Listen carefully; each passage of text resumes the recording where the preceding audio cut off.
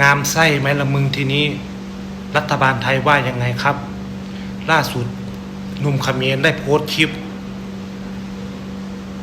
เรือไทยได้ขนน้ำมันไปขายให้กับเขมรกลางทะเล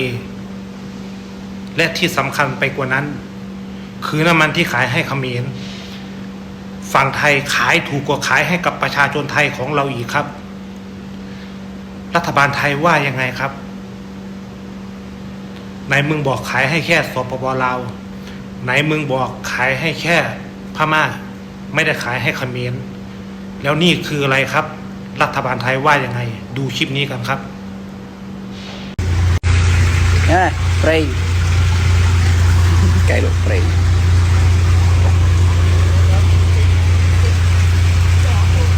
สุดเลยตีเปื้อนเตะเนี่ยโซ่โอ้เราเอ้ยจุดน้ำเว้ยตอนจุดน้ำพักเราเป็นไง